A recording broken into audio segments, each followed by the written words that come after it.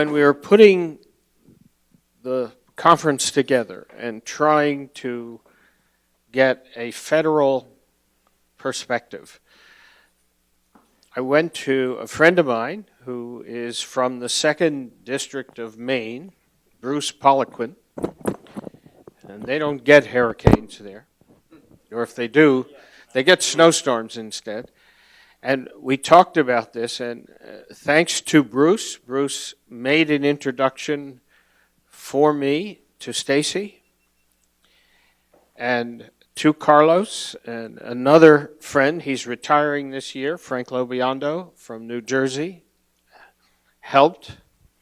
And the end result was we had communication and conversation and people of goodwill in the House of Representatives of the United States on both sides of the political aisle,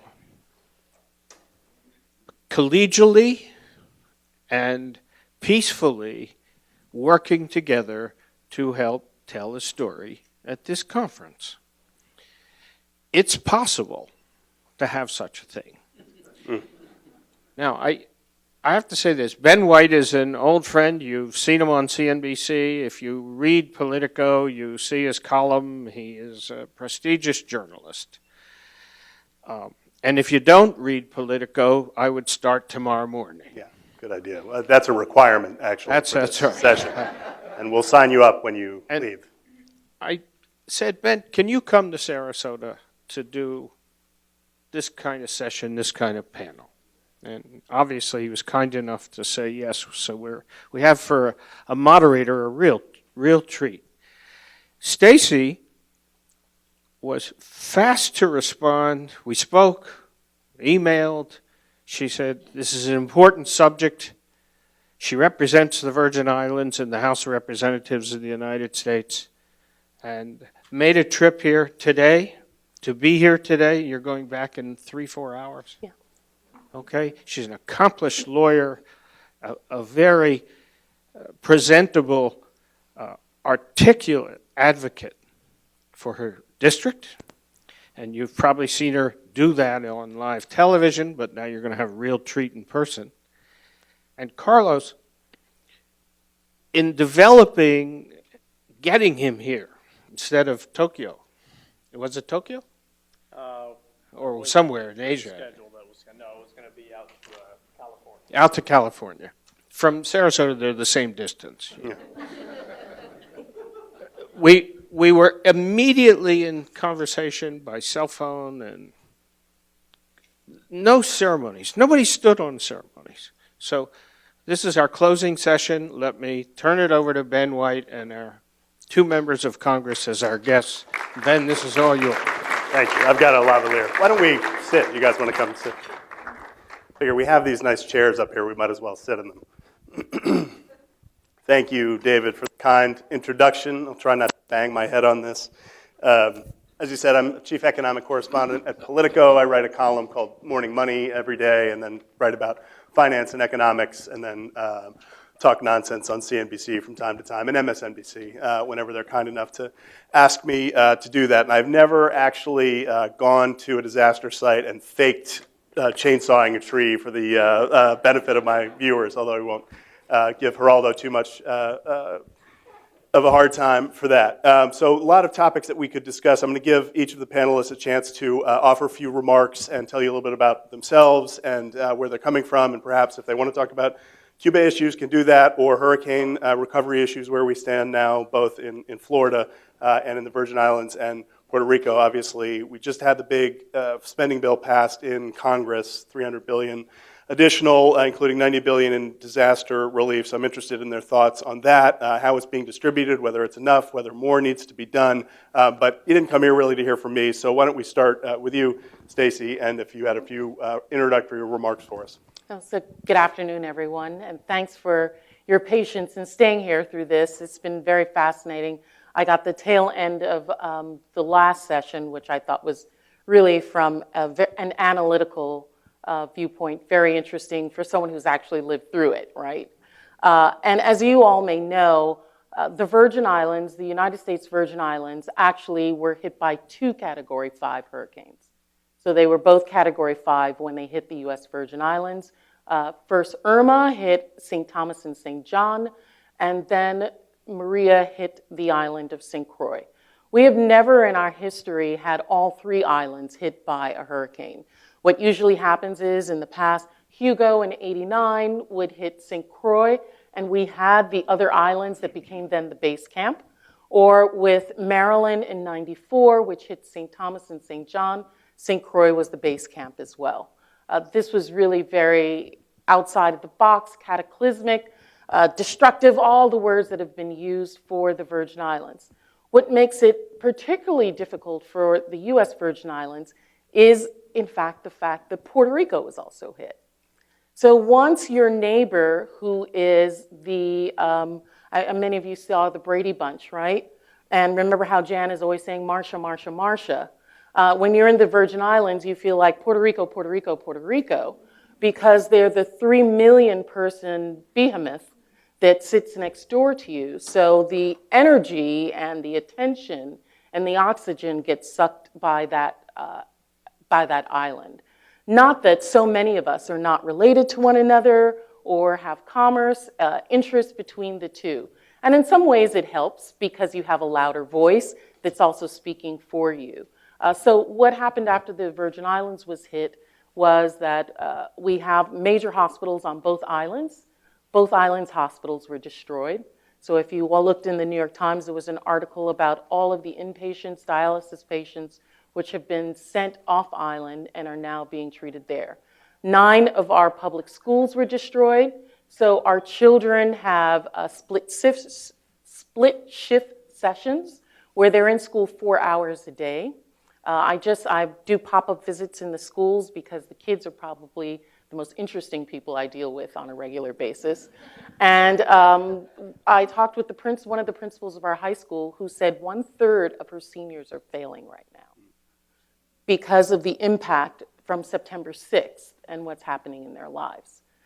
So I'm saying all of that to say that the islands, of course, are going to take a long time to recover. But what makes it particularly difficult in the Virgin Islands as well as Puerto Rico is our previous financial issues before that. I came to Congress because I was interested in economic development. I'd been a public finance attorney, was interested in how do you grow economies, how do you create a scale, industry, etc. It's my belief that the Caribbean, which were colonial places, have been in service industries for way too long, and that they cannot sustain themselves on tourism and service primarily as a means for economic growth. This is an example right now. Our revenues are destroyed because of what's happened, both in the Virgin Islands, Barbuda, which is, as you heard, uninhabited, Dominica, which had a large tourism industry. And how do we grow as a region? How do we create new economies, reverse our brain drain, create equities which will allow us to be an area that is productive and can sustain itself without the support of primarily outside aid? And that's something that I think is the key question that we have in the Caribbean. Now, Carlos, of course, will talk about Cuba, which has been a help and a hindrance to many of the Caribbean islands as well. The last administration's decision to open Cuba was, on the one hand, yes, we're going to be able to do agriculture and education together. There may be other things in the region that we can work on, but there was also the question of what does opening Cuba mean to the rest of us and our own economies and what we rely on. And that's something that we're still grappling with as well. Very good. Thank you for that. And we'll hear from Carlos about the view from Florida and perhaps his views on Cuba. I should also say, in talking about him, I don't think David mentioned that he sits on the House Ways and Means Committee, so you all can thank him after for the tax cuts that you've recently received, and maybe we can talk a little bit about those. But Carlos, over to you. Thank you, Ben, and thank you, Dave, for this invitation. I'm glad we could make it work. I've been coming to Sarasota since I can remember, because this is where our family chose to vacation for a long time, and we still do so today. So every time I'm coming out here, even if it's something semi-work related like this, It's always a fun drive. And I'm so happy to welcome Stacy to Florida. Stacy's a wonderful colleague. She's a hard worker.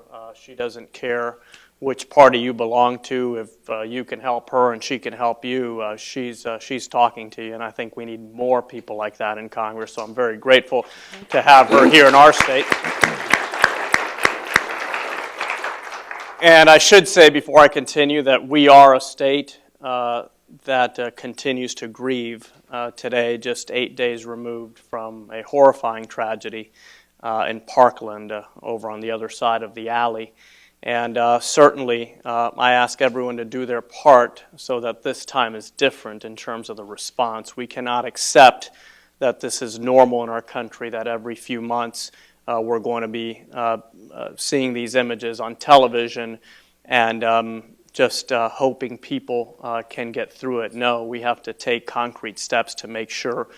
I don't know if we can prevent this from ever happening again, but that it happens fewer times and that when it does happen, it's not as large a tragedy as the one we witnessed last week. So please do your part as a citizen to make sure that the response is meaningful this time.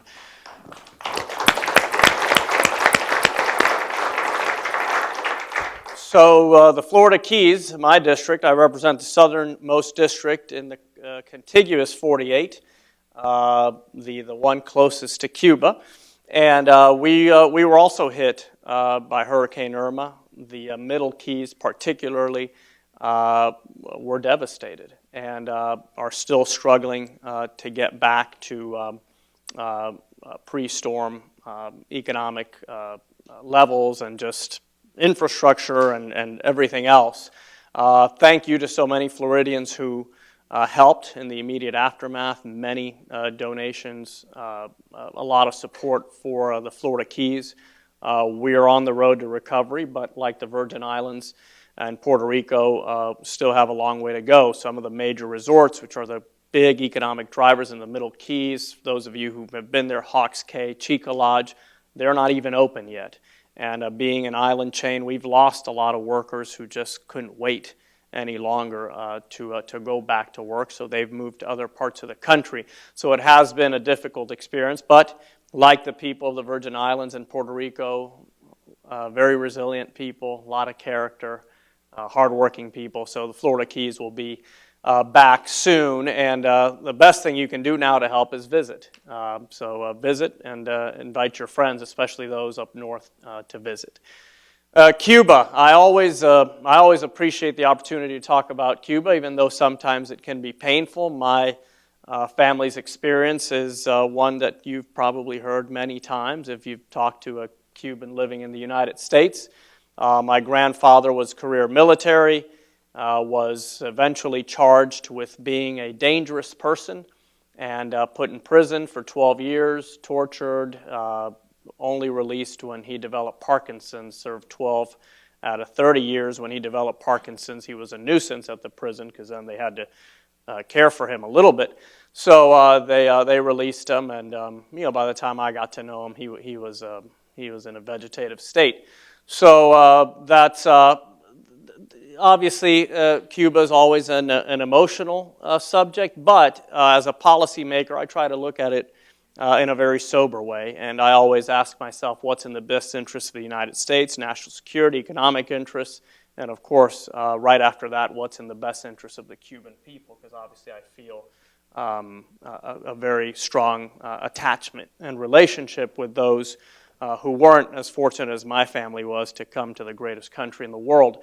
So I supported the current administration's changes to the policy. I think they were fairly modest in nature, but not insignificant. Most of it was designed to really push money away from the Cuban dictatorship and more towards this entrepreneurial class that is developing on the island, something that I think we can all celebrate. At the same time, Cuban-American travel was left untouched, which I think is important because I think people visiting their family members and kind of sharing what it's like to live in a free and democratic society is good for the people of Cuba. One change that I think, at least in the long term, if not in the short term, is going to be very good for Cuba. It was made by the previous administration just days before President Obama left office, was a change to the migration policy. And this is a policy that was both generous and cruel at the same time.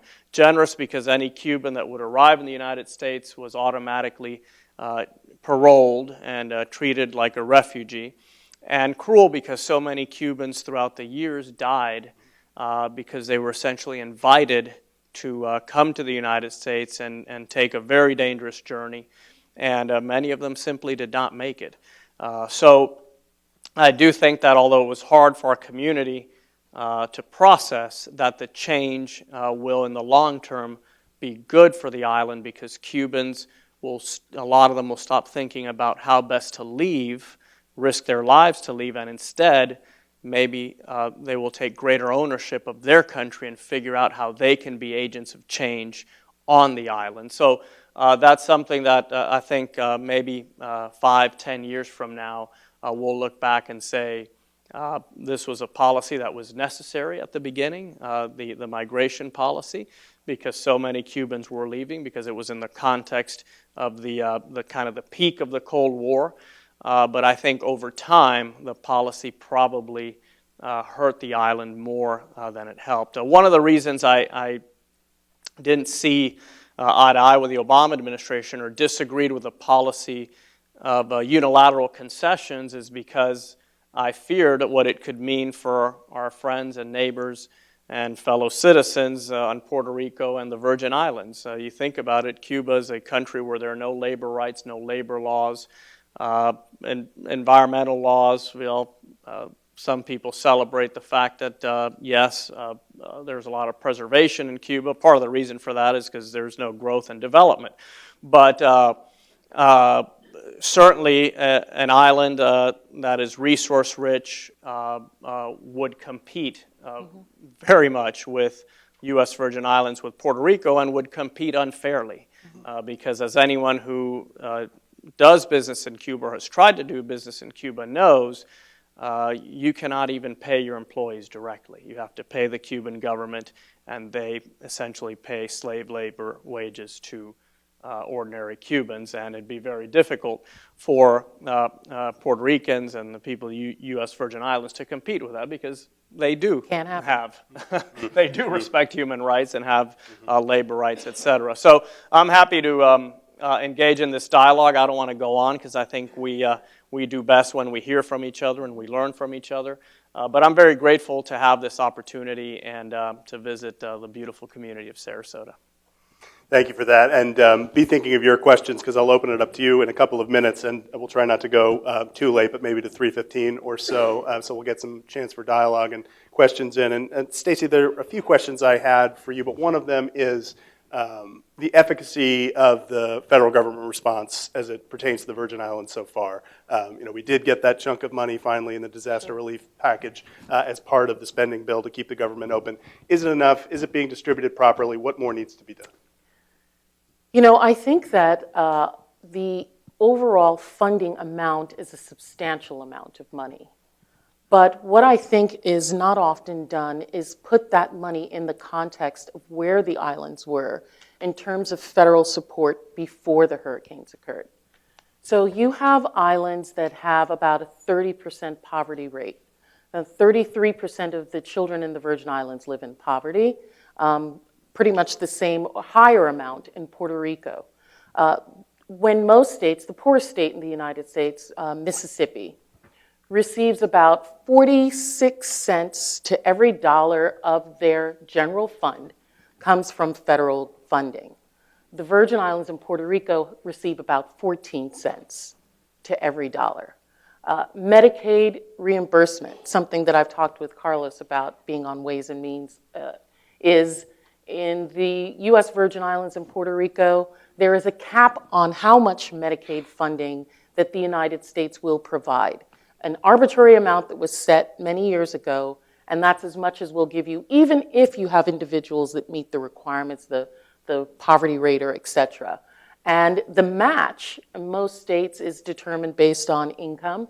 And in the Virgin Islands pays 55%, the federal government 45% of Medicaid funding. Now in Puerto Rico, both islands decided to do things differently. Puerto Rico said to meet the match and to meet the amount of people that need Medicaid, we are going to borrow money. And I always tell people it's kind of like I have children. If my child is very ill and has to go to the hospital, if I don't have the funding and I had a credit card, I'm going to take that credit card out. And I'm going to deal with the ramifications of it later. The Virgin Islands, being ultra-conservative West Indians that we are, just said, we're not going to give people Medicaid. We're not going to give it to them. So we have a third of the population that do not have health insurance in the Virgin Islands. Couple that with, I'm now on transportation infrastructure. Many years ago, the federal highway formulas were changed for the territories. So much of our infrastructure was crumbling before. We have not had a new school built in the Virgin Islands in over 30 years. These are the kinds of things that when the hurricanes hit, caused additional damage and makes it more difficult for rebuilding and caused, like our hospitals, which were fighting with CMS on the amount of reimbursement they were receiving. They had a formula that was from 1989, and we're fighting with CMS about changing that, meant that there was no deferred maintenance in the hospitals. All of these are the things that I'm trying to give you examples that mean that although we have the funding, there needs to be an equity in terms of how we receive federal support so that we can draw down on the money that's been given to us to then make the changes that need to occur. Last year, it's so ironic that 2017 made 100 years that the United States Virgin Islands was purchased by the Danish government for World War I as a geopolitical positioning. And during this last year, Virgin Islanders have had really deep discussions about what does that American citizenship mean? How are we going to move forward for the next 100 years? How do we have our young people be able to come back home?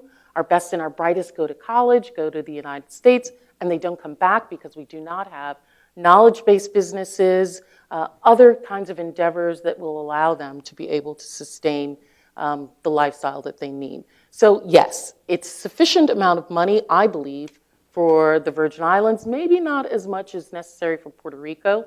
There will be questions about whether or not it can be done within the context of the financial issues that both of those islands have as well. When I think that the United States has lost an opportunity, is losing an opportunity here, and the opportunity is to make Puerto Rico and the Virgin Islands, which are the two American flagships in the Caribbean, the premier islands, right? You have Chinese investment in the Caribbean. I mean, it is the proliferation of Chinese dollars is enormous in the Caribbean. And they are now creating a foothold in places like St. Kitts, in places like Trinidad and Tobago, which is hugely important in terms of oil and gas. In the Bahamas as well, the ports are owned by that country. What is the United States going to do to ensure that its interests are maintained in the Caribbean region? When we have UN votes, when there are Organization of American States votes against Venezuela, against other places, the Caribbean nations cannot vote with the United States because they must vote with the group that is giving them the support that they need, which would be Venezuela and China. And so we miss opportunities by not using this time period when you're doing the rebuilding of your own areas to show the rest of the Caribbean that you're a safe partner and a partner that can be constructive to the region as well. If I can add briefly to that, the last campaign in 2016, one of the president's main themes was the forgotten man and woman. Remember that? Mm-hmm. Well, I would argue that among the forgotten men and women in the United States are the people of Puerto Rico and the U.S. Virgin Islands. And that's why on the Ways and Means Committee, I'm always the one when we're in our meetings deciding how we're going to do this or that or design our international taxation system. I say, what are we going to do about Puerto Rico and the U.S. Virgin Islands? Because a lot of times they are simply forgotten, which is unacceptable, as Stacy Right. said. I mean, these are Americans, and they are carrying our flag in the Caribbean, and we should do more to invest and to treat them fairly. So we've got some small wins and tax policy, rum cover over, and some other provisions that are helpful to these islands, but we really have to do a whole lot more. I always cite the example of the child tax credit in Puerto Rico. It applies starting with your third child. That's absurd. That's a simple fix that I think we should be able to make, right? So I'm very supportive of everything Stacy said. Yeah, and I'm feeling a little guilty here after Stacy's remarks. My college roommate and dear friend for all 4 years of college is from St. Croix, and I got the chance to visit him on St. Croix and really The better island, that's the island I'm from. got to love St. Croix and the Virgin Islands. And he, of course, got a good education and stayed in the United States. And he hasn't, I mean, he's lived in the United States since college, and he goes back and he spends time with family, but does not see the economic opportunities there that he would like to have. Carlos, just to go back on the federal government's role here, and it sounds like the amount of money for the Virgin Islands is sufficient. How it's distributed and formulas going forward are an issue. In terms of the Keys and where that stands, and then Puerto Rico more broadly, it seems like to me the Republican Party has had a bit of a change of heart on willingness to spend money, and we've obviously got both the tax cut and the increased spending in the omnibus spending bill. Is there an opportunity to go back and have another shot at it in 2018, or Republicans basically we've spent the amount of money we're going to spend on disaster relief, and 2018, as we've got a midterm election coming up, is probably not the time to add a bunch more spending? Well, in terms of concern for deficits, it's pretty obvious that in American politics these days that's an issue for the opposition party, for the minority party. It doesn't matter who it is, and I think there's plenty of. I'm sorry. So I think there's plenty. I don't know why this is not working. So there's plenty of evidence that this issue of concern for deficits and debt is an issue reserved for the minority party or for the opposition party in government. It was the Republican Party for 8 years during the Obama administration, and now Democratic colleagues who had not talked about deficits and debt for many years are very concerned, and Republicans are less concerned. We bring in the Freedom Caucus as well. Right. The truth is that we should all be concerned, and I think most people understand that the solution to becoming a fiscally sustainable nation or having a fiscally sustainable government is to address mandatory spending, the 75% of the budget that is kind of on autopilot and that doesn't get addressed by Congress each year. So that's something that will have to be done in the near future. But to answer your question specifically on disaster relief, I think this Congress has shown that it's committed to spending as much as it takes. I mean, we've already spent a record amount by a lot, and if in a few months FEMA starts running out of money or we start getting additional requests from the affected areas, I think you're going to see yet another bill.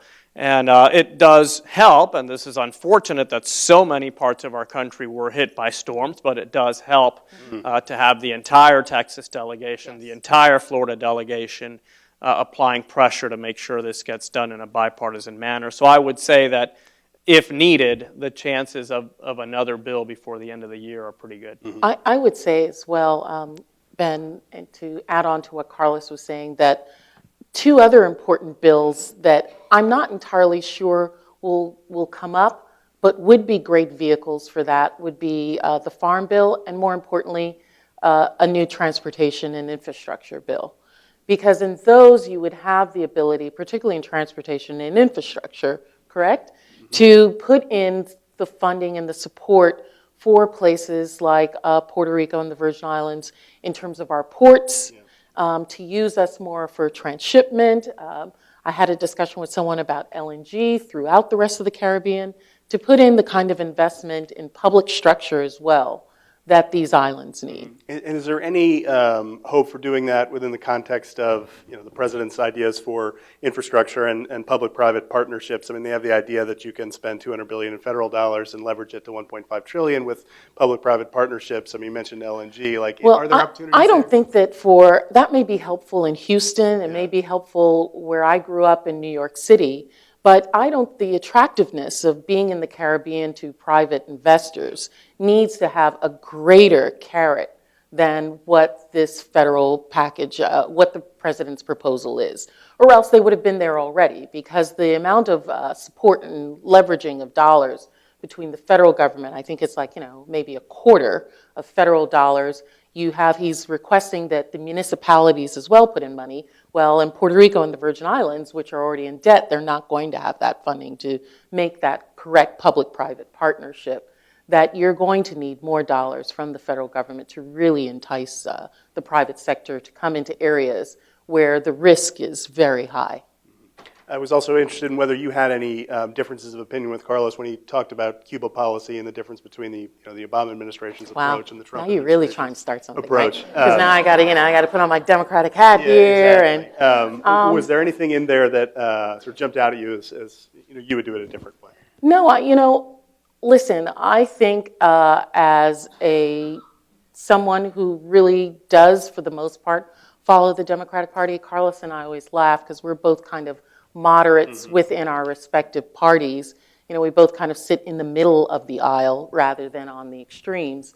That there were areas within the Obama policy with regard to Cuba that I don't think really he was cognizant or thoughtful about its effect on his own or on the United States' own interests, its flags in the Caribbean. But I also have concern that I think that the partnerships that we as Caribbean islands felt would be available to us through an opening of doors with Cuba were really important. The ideas of education and healthcare, which is desperately needed in our respective islands, was something that people were looking forward to. So I think that we really need to massage this and think collectively about how to be supportive. I'm very concerned as well about human rights violations that are going on in Cuba. The only thing I would point out that I thought is interesting that and myself and other members, particularly of the Congressional Black Caucus, have been concerned about is with remittances and with this small entrepreneurial group that's coming and being developed in Cuba. Remember that many of those individuals that are becoming entrepreneurs are individuals who have American citizen or American families. And many of those are not Afro-Cubans. And so you could be developing a middle class and this burgeoning entrepreneurial group that really does not, and Cuba has this complete blindness about color, which I think is unhealthy, that I think would keep those Afro-Cubans as a lower class. Okay. I want to open it up for a couple of audience questions. I just have one more last one for Carlos, and just to change gears for 1 second, because you brought up Parkland and the shooting, and I think a lot of us probably watched the town hall last night, and Senator Rubio and his remarks, and he seemed to move a little bit towards willingness to consider some new gun regulations, raising the age for assault weapon purchases. Do you anticipate this Congress moving at all on gun control legislation? I think there's a very good chance, and it was encouraging to hear Senator Rubio say last night that he supports raising the age to 21 across the board for all gun purchases. I think that would be a positive step. I also heard him say that he's in favor of limiting the capacity of magazines, which again I think is a positive step. I personally think we need to go a little further.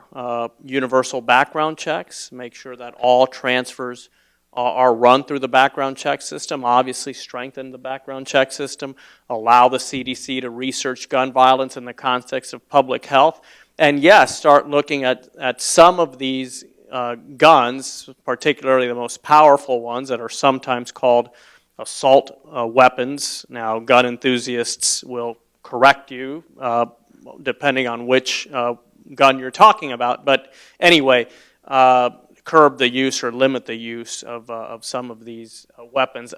President came out today in favor of raising the age to 21. So clearly, there is a lot of shifting, a lot of movement in what I view is the positive direction. And I think what these young people who have so courageously mobilized, motivated by love and some anger too, they have the potential not just to get some positive outcomes on this debate about gun violence, but really to kind of reset our political discourse and the way we debate and end the zero-sum mentality, the no-compromise mentality that is the reason why, despite the fact that we have a booming economy, despite the fact that in part, thanks to our tax bill, I will say we see the economic recovery pushing deeper into our society and reaching homes that had been untouched before. Despite all of that,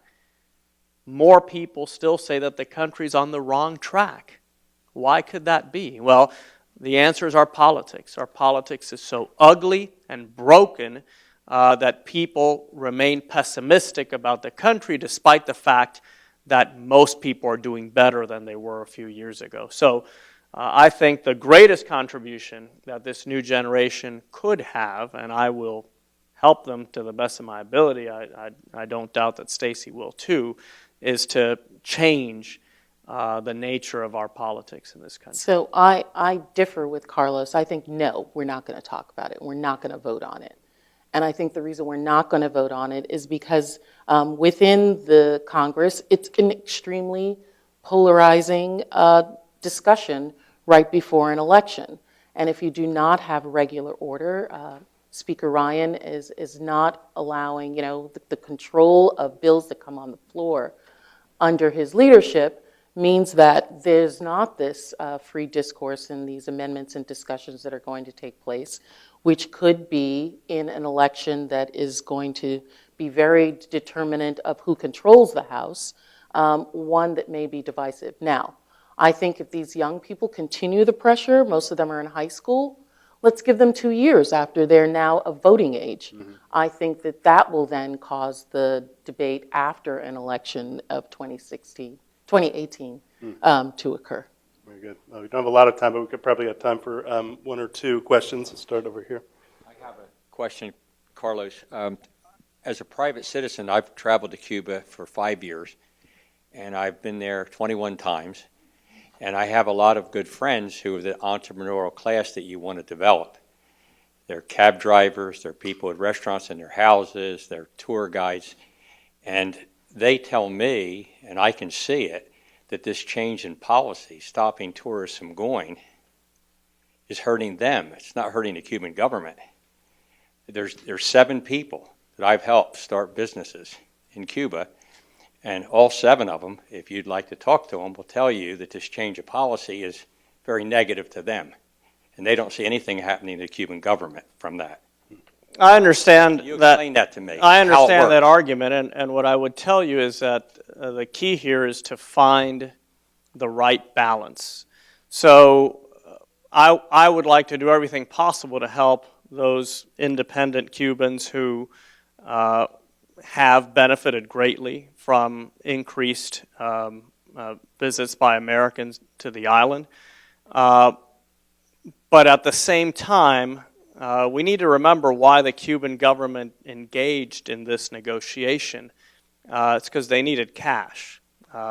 Their options were, a lot of their doors were closing. Venezuela was going deeper into crisis, and they're even in worse shape today. And by the way, all because of Fidel and Raul Castro, who are the authors and the inspiration for everything that has happened in Venezuela over the last 20 years. So we need to find the balance between trying to help those people, and I think that's what the Trump administration tried to do. They did not reverse the Obama policy. I think it'd be very hard to make that case. I think they made changes to it that push resources more towards this entrepreneurial class and away from the government. And why? Because if we remember, the last time the Cuban government was cash rich, under the Soviet subsidies, what did the Cuban government do with that money? They had one of the most robust militaries in the region. They were aggressively exporting revolution to Colombia and to other countries throughout the hemisphere. They were fighting our men in multiple theaters of war. So that's why, for me, it's very important to strike that balance. I want to help the average Cuban while giving the Cuban government as small an opportunity as possible, or no opportunity, to profit, because I know what they do with their profits.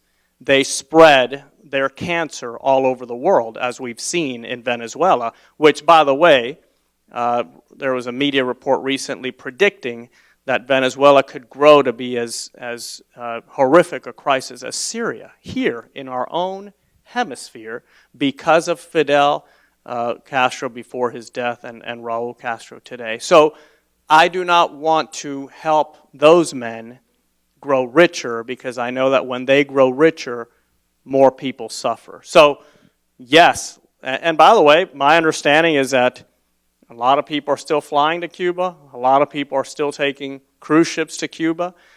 So the opportunities are there for that, for those independent business owners to continue thriving while pushing people away. As you know, there's a list now of hotels and different establishments that are directly owned by the Cuban military and intelligence services, and what we're trying to do is push resources away from those types of establishments.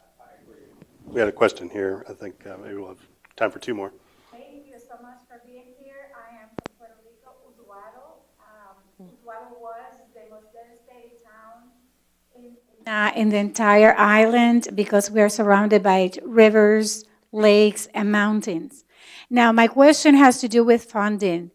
The United States has sent to Puerto Rico billions and billions of dollars since 1968, 69, all the way onto the present. And we have a very corrupted government there. And I know for a fact that the money doesn't get where it's supposed to go, because I represent over 180, near 200 small farmers, and they were devastated and nothing has happened. FEMA didn't help them. SBA was not, they could not get loan because they don't know how to pay for it. And the insurance is the insurance from the government that is bankrupt. Now, I need for you, honorable Congresswoman and Congressman, to please keep an eye on the funding.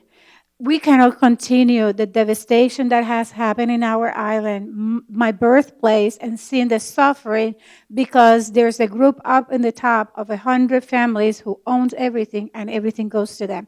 So how can you help me to help those who are there so we can go direct to the people, direct to the farmers to get the funding that they need to be able to produce so they can feed, especially in times of devastation like it is now?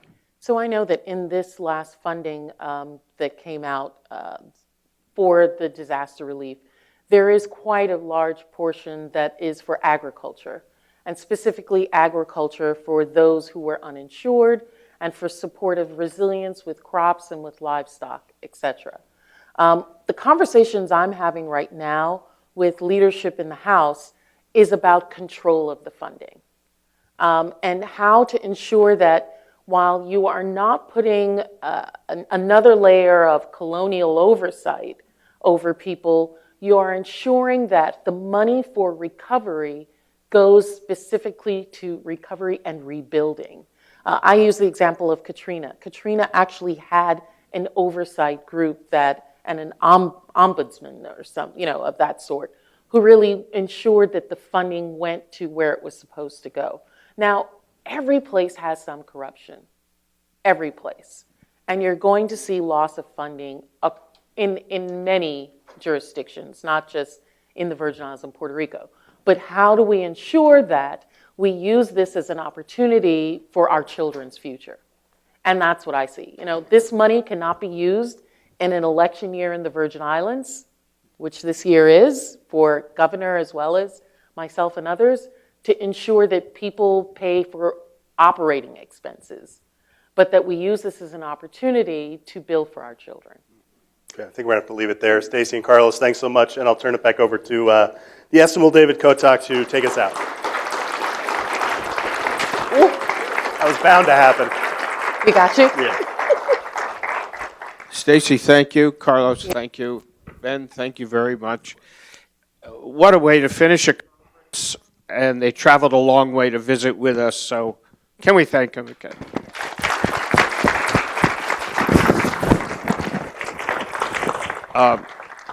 We had a good day, packed with a lot of good information.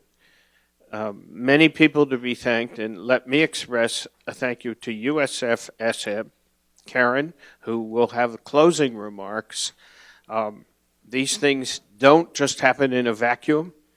There's a lot of folks who make it happen. Karen, why don't you close the conference? Thank you, David, and thanks to everyone who was here. Thanks to the audience. Thanks to all of our phenomenal speakers.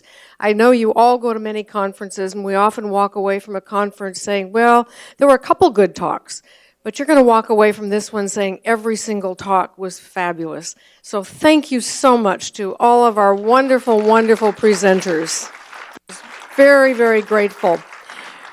And I also want to thank the people here who, as David said, these things don't just happen.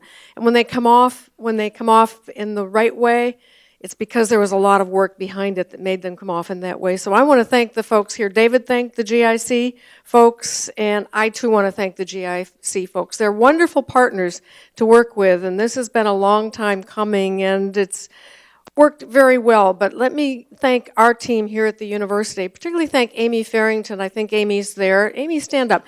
Amy was very, very instrumental in all of the planning.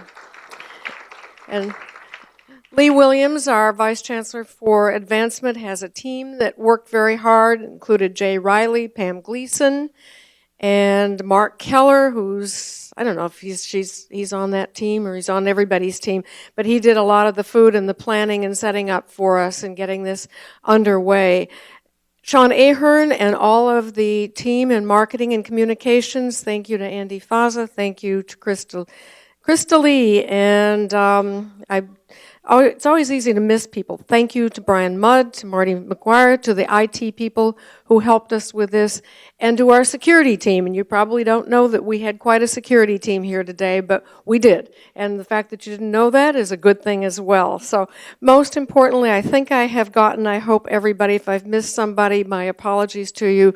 Lots of people were here, but mostly I thank all of you for being here, sharing this day with us, and joining in with these wonderful, wonderful speakers. I hope we can do this again, and I hope you'll all come back, because we're going to try to repeat it, and April 5th, financial literacy, and you know David Kotak does a phenomenal job, so please come back and join us again. Thank you all very, very much.